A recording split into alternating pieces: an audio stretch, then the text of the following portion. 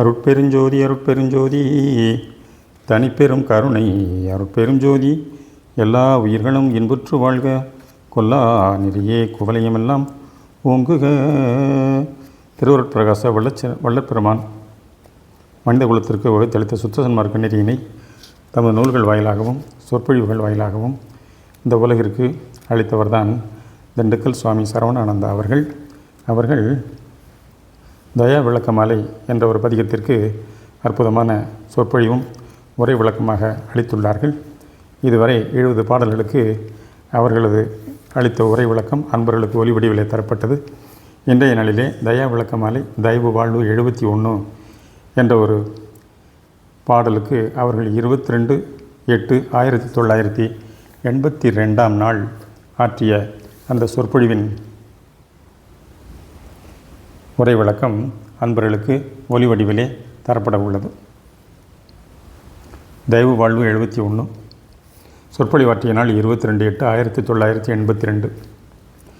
இன்று 71வது பாடலுக்கு உரை விளக்கம் காண்போம்.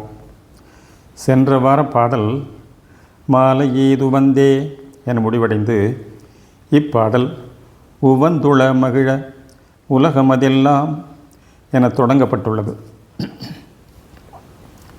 உவந்துளம் மகிழ உலகமதெல்லாம் உயர் தயா ஒழுக்கமுற்றோங்க நவந்தரு கண்டத்தவரெல்லாம் நயக்கும் நாவலன் தீவிந்தென்பென்பார் நாவலன் தீவிது என்பார் நவந்தரு கண்டத்தவரெல்லாம் நயக்கும் நாவலன் தீவு இது என்பால் பவந்தவிர் பதும கிரிவளர்பதியின் பாங்கருள் ஓங்குமென் பரமா தவந்திகள் தயவு ஆலயங்கொண்டாய் தரித்தெடுத்தாமமும் கொண்டே பவந்தவிர் பதுமகிரி வளர் பதியின் பாங்கருள் ஓங்குமென் பரமா தவந்திகள் தயவு ஆலயம் கொண்டாய் தரித்திடு இத்தாமமும் கொண்டே.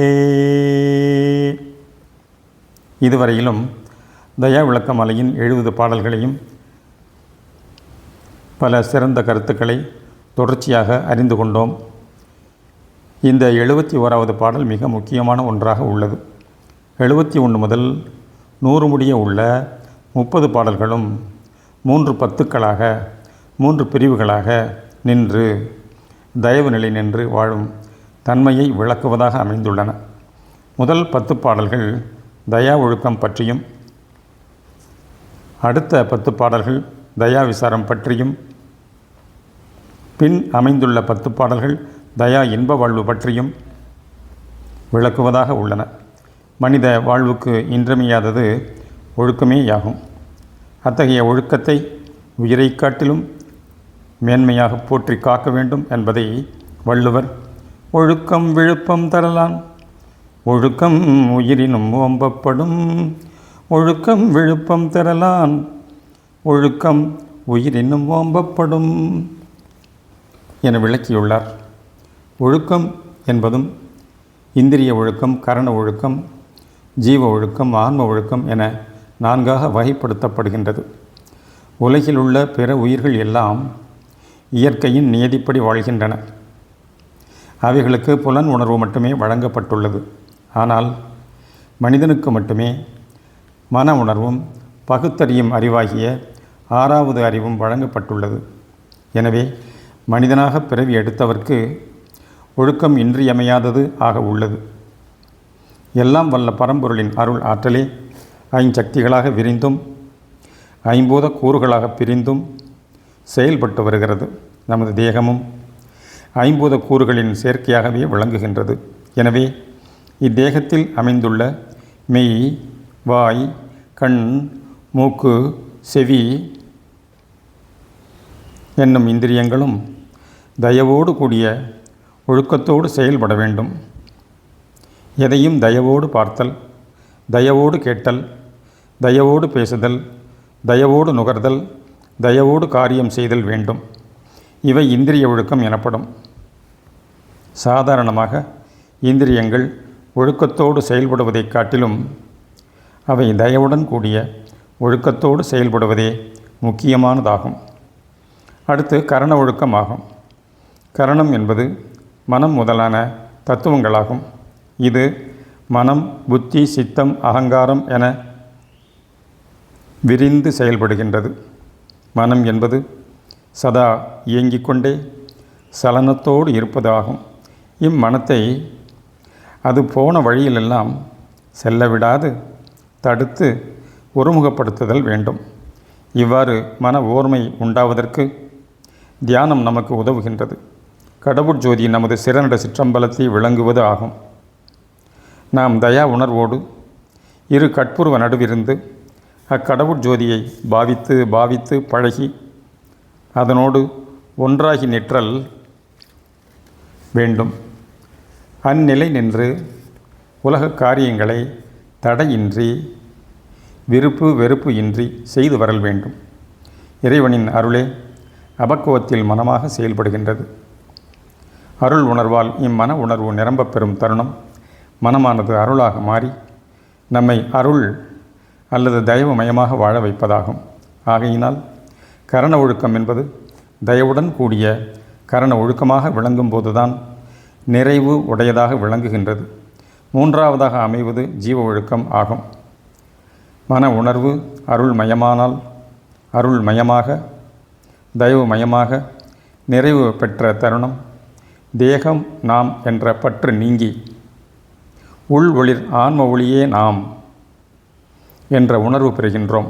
இந்நிலையில் எந்த மனிதரையும் எந்த நாட்டவராயினும் எவ்வுலகத்தவராயினும் இனம், மொழி, குலம், கல்வி, உயர்வு, தாழ்வு என்ற பேதங்களை ஒழித்து ஆண் பெண் என்ற பாகுபாடுகளை கடந்து எல்லோரும் தன்னை போன்ற ஜீவர்களே, எல்லோருள்ளும் விளங்குவது தயவு ஒளியே என்ற எண்ணத்தோடு வாழ்தல் ஜீவ ஒழுக்கம் ஆகும். அடுத்து வருவது ஆன்ம ஒழுக்கம். இங்கு தன்னை போன்ற மனித உயிர்கள் மட்டுமல்லாமல் எல்லா ஜீவராசிகளும் எறும்பு முதல் யானை ஈராக உள்ள அனைத்தும் ஏகமாக உள்ள பரம்பொருளின் பல்வேறு தோற்றங்களே என்பதை உணர்ந்து எல்லாம் அதுவாக கண்டு நிற்றல் ஆகும். இது ஆன்ம ஒழுக்கம் எனப்படும். இவ்வாறு ஒழுக்க நிலைகளான இந்திரிய ஒழுக்கம், கரண ஒழுக்கம், ஜீவ ஒழுக்கம், ஆன்ம ஒழுக்கம் நான்கும் தயவுடன் கூடிய இந்திரிய ஒழுக்கம், தயவுடன் கூடிய கரண ஒழுக்கம், தயவுடன் கூடிய ஜீவ ஒழுக்கம், தயவுடன் கூடிய ஆன்ம ஒழுக்கமாக விளங்கும்போதுதான் தயவு வாழ்வதற்கு துணையாக உள்ளது. தயவு ஒழுக்கத்தோடு தயவு விசாரமும் வேண்டும். தயவு விசாரமே கடவுள் உண்மையை உள்ளபடி உணர்வதற்கு துணையாக விளங்குகின்றது. ஆனால் வெறும் விசாரமானது கடவுள் உண்மையை ஏகதேசமாக உணர்வதற்கு உதவினாலும் கூட தயவு இல்லாத காரணத்தால் மறைந்து போகவே பயன்பட்டது. இதுவரையிலும் உலகில் தோன்றிய எத்தனையோ கோடிக்கணக்கான ஆன்மாக்கள் எப்படியெல்லாமோ முயன்றும் கடவுள் உண்மையை உணர்ந்து அறிந்தும் அவர்கள் அக்கடவுள் நிலை நின்று வாழும் தன்மையை பெறாது ஆன்ம நிலையில் ஒடுங்கியும் உள்ளொலியில் கலந்து மறைந்தும் போயினர். இதற்கு காரணம் அவர்களிடத்தில் சுத்த தயவு இல்லாமையே. இக்கருத்தினை மகாதேவ மாலையில் அருட்பாடல் ஒன்றினால் அறியலாம். கற்பங்கள் பல கோடி செல்ல தீய கனலின் நடு ஊசியின் மேற்காலையூன்றி பொற்பரமை உணவின்றி உறக்கமின்றி புலர்ந்து எலும்பு புலப்பட ஐம்பொறியோம்பி நிற்பவருக்கு ஒழித்து மறைக்கு ஒழித்து யோக நீண்முனிவர்க்கு ஒழித்து அமரர்க்கு ஒழித்து மேலாம் சிற்பதத்தில் சின்மயமாய் நிறைந்து ஞானத் திருவாளர் உட்கலந்த தேவதேவே. அணு என்பதே கண்ணுக்கு புலப்படாத ஒன்று. ஆன்ம அணுக்கள் அருள்நிலை இன்ப வாழ்வு பெறாதவரை எண்ணற்ற தேகச்சூழல் அதனை பெற்று அருந்தவ நிலையில் உருவச்சூழல் அழிவுற்று வருகின்றது. ஒரு ஆன்மாவின் தவநிலை தோற்றமே ஊசியின் மேற்காலை ஊன்றி நிற்கும் நிலையாக சொல்லப்படுகின்றது. ஆன்மாவின் மிக நுண்ணிய தன்மையை விளக்க ஒரு ஊசி முனையில் 10,000 ஆன்ம அணுக்கள் இருக்கலாம் என்று சொல்லுவர். இவ்வாறுள்ள ஆன்மாவில் கற்பகோடி கால தவ முயற்சிக்கு பின்தான் திருவருள் வெளிப்பட்டு வாழ்வளிப்பதாக உள்ளது. ஒரு கற்ப காலம் என்பதே பல லட்சம் ஆண்டுகள் எனில் ஒரு கற்பகோடி காலம் என்பது எவ்வளவு ஆகின்றது? இத்தகைய அரிய அற்புதமான அருள் வாழ்வை தரவல்லது சுத்த தயவே. இக்கருத்து இப்பாடலின் முதல் இரு வரிகளால் உவந்துளமகிழ உலகமதெல்லாம் உயர்தயா ஒழுக்கமுற்றோங்க என்பதால் அறிகின்றோம். நவந்தரு கண்ட தவறெல்லாம் நயக்கும் நாவலன் தீவிதின் என்பால் என்னும் வரிகளால் சாதாரணமாக நவம் என்றால் 9 என்று சொல்லுவர். இங்கு நவகண்டம் என்று உள்ளதையும் பூமியின் மேல் அமைந்துள்ள 5 கண்டங்களில் தனித்து நிற்கும் ஆஸ்திரேலியாவை தவிர மற்ற 4 கண்டங்கள் வடபகுதி தென்பகுதியாக கொண்டால் 8 கண்டங்கள் கிடைக்கின்றன. மொத்தம் 9 கண்டம் என எண்ணிக்கொள்வர். அது தவறு. யோக சாதனா நிலைகளில் நவகண்ட யோகம் என்பதும் ஒன்று. இந்த யோக நிலையில் இருப்பவரது தேகம் 9 துண்டுகளாக பிரிந்து கிடக்கும். பின் மறுபடியும் அவை ஒன்று சேர்ந்து எப்போதும் போல விளங்குவர். வள்ளல் பெருமானுக்கு இந்த யோக நிலைகள் எல்லாம் தானாகவே தேடி வந்து அடைந்தன. ஒருமுறை பெருமான் தியானத்தில் இருக்கும்போது இந்த யோக நிலையில் இருந்தார்.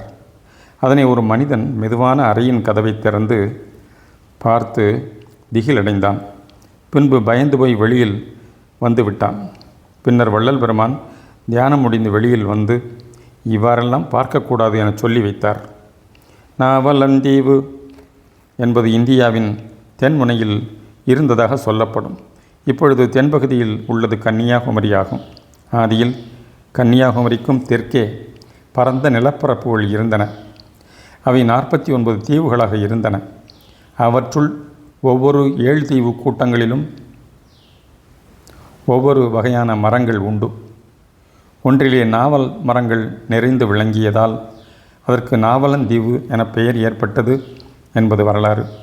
ஆதியில் அங்கு வாழ்ந்த மக்கள் நெற்றிக்கண் உடையவர்களாக விளங்கினர். தமிழ் மொழி தோன்றி வளர காரணமாய் இருந்தவர்களும் இறைவனின் உண்மையை கந்தழி ஜோதியாக கண்டு உணர்ந்தவர்களும் அவர்களே. இவையெல்லாம் புறத்திருந்து அறியக்கூடிய பொருள்களாகும்.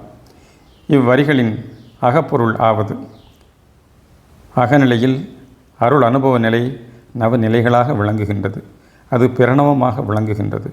நமது ஆன்மா ஓங்கார வண்ணம் உடையது. ஓங்காரமான பிரணவம் சிறப்பு வாய்ந்தது. பிற என்றாலே தெய்வீகமான என்பது பொருளாகும். ஓங்காரம் இறைவனின் தன்மையாகிய அருளாக விளங்குவது. ஓங்காரத்தின் உட்பொருள் அருள் ஆகும். அவ்வருளே நமது உடலாக, உயிர் உணர்வாக, உள் ஒளியாக விரிந்து செயல்படுகின்றது. இந்த அருள் ஒளி விளங்கும் பகர வடிவ பீடமாகும். ப என்ற எழுத்தே தமிழில் 9வது மெய்யெழுத்தாகும்.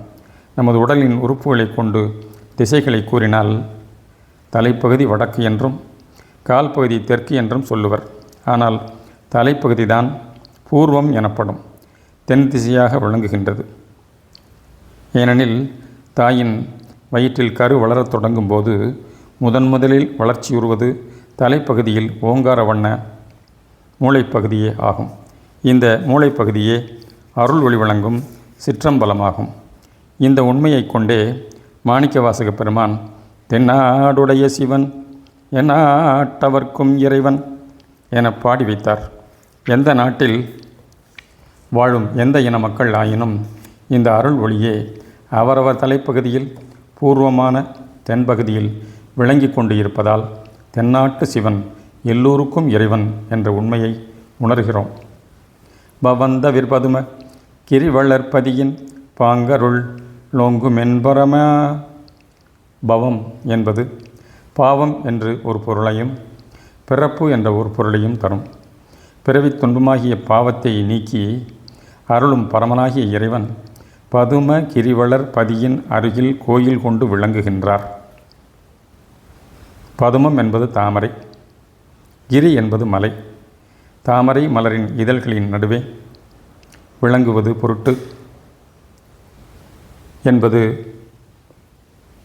விளங்குவது பொகுட்டு என்பது திண்டுக்கல் மலையின் மீது நின்று பார்த்தால் நகரைச் சுற்றி தாமரை இதழ் விரித்தது போன்ற மலைகள் இருப்பதை காணலாம். எனவே திண்டுக்கல் நகரே ஒரு தாமரை மலராக விளங்குகின்றது. தாமரைக்கு முளரி என்பதும் ஒரு பெயர். முளரி என்பது நெருப்பு, ஜோதி வண்ணம் என்பதையும் குறிக்கின்றது.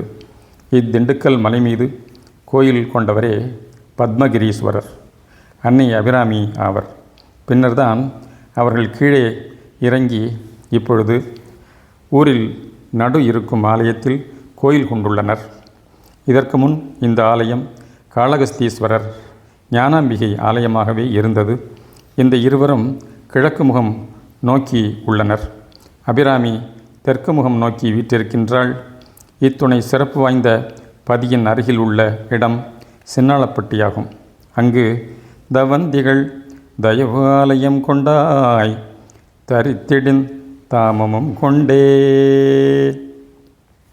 சின்மயபுரத்தே தயவுத்திகள் ஒளி விளங்கும் தயவு ஆலயம் கொண்டுள்ள பதியே இம்மாலையையும் ஏற்று அருள் புரிய வேண்டும் என வேண்டப்படுகின்றது. புறத்தே தயவு ஆலயம் கண்டு வழிபட்டு உய்வு பெறுவதுடன் அந்த தயவு ஆலயம் அகத்தே விளங்குவதையும் அறிந்துணர வேண்டும். நவகண்ட பூமியாகிய மக்கட்பிறப்பு என்னும் இத்தேகத்தே நாவலம் தீவு என்னும் உள்நாவுக்கு மேலே உள்ள ஓங்கார மூளையானது பூர்வமாகிய தென் திசையில் விளங்குகின்றது. இதுதான் பிறப்பு என்னும் பாவம் தவிர்க்கும் பதுமகிரி என்னும் முளரி மலையாகும். இதற்கு அடுத்து இடத்தேதான் பரம்பொருள் தயவு வழியாக தயவு ஆலயம் கொண்டு திகழ்கின்றார். இத்தயவு ஆலயத்தே விளங்கும் தயாபெருஞ்சோதிபதியை போற்றி வணங்கி அதுவாகி நின்று நினைப்பு மறப்பு இன்றி அனகமாக விரிந்து வாழ்தல் வேண்டும். ஆன்மாவின் அகம் அனகம், அன் ப்ளஸ் அகம். அ என்பது முதன்மையானது, அடியாகும். இன் என்பது முடியாகும். அடியும் முடியும் தாழ் தலை இணைந்து விளங்குவது ஆன்மநிலை. அது கடவுளின் இயற்கை உண்மையாகிய கடவுள் தயவாக விளங்குகின்றது. அதுவே தெய்வத் தோற்றங்களில் ஏகதேச அருளாக தயவாக வெளிப்பட்டு விளங்கினாலும் முழுமையடைவது இல்லை. அதுவே மனிதனில் ஜீவதயவாக பெருகி செயல்படும் போதுதான் மனிதனின் ஜீவதயவே கடவுள் தயவாக மாறி அவனையும் மேலேற்றி பேரின்ப சித்தி நிலையில் விளங்கச் செய்துகின்றது. தயவின் உண்மையை கடவுளே ஆன்மாவின் மிக மிக அடித்தளத்தில் ஆதியிலேயே அமைத்து விட்டிருந்தார். அந்த கடவுள் இயல் உண்மை வெளிப்பட்டு அனுபவத்தில் விளங்கச் செய்ய வேண்டியே இம்மாபிரபஞ்ச காரியமெல்லாம் ஆதி முதலே புரிந்து வந்துள்ளார் என்பதை இன்று பக்குவவசத்தால் கண்டு கொண்டுள்ளோம். ஒன்றாகிய கடவுளோடு ஒன்றாகவே ஒன்றி இருந்த நாம் தயவாக இருக்க உகர ஜோதி சூழல் ஐவண்ண தேகாதி பிரபஞ்ச தோற்றங்கள் அனைத்துமாய் தோன்றி நிறை மனித பரப்பில் நிறை இன்ப அனுபவ வாழ்வு பெற புறத்தும் அகத்தும் சின்மயபுர தயவு ஆலயம் கண்டு கொண்டிருக்கின்றது. இதுதான் பெருந்தவ பயன் ஆக உள்ளது. இதில் தயவுதான் கடவுள் உண்மையாகவும் நம் ஒவ்வொருவரின் உண்மை எனவும் கண்டு அகமிருந்து அனகமாக நிறை தயவு இன்ப வாழ்வு பெற்று விளங்க உள்ளோம். உலகவரெல்லாம் இவ்வுண்மையை கண்டு அடைந்து தயானந்த பெருவாழ்வில் தழைத்து ஓங்க நம் தயாபெருஞ்சோதிபதி ஆணை செய்கின்றார். உய்க தயவு கொண்டு உலகமெல்லாம் தயவு. அருட்பெரும் ஜோதி அருட்பெரும் ஜோதி தனிப்பெரும் கருணை அருட்பெரும் ஜோதி தயவு.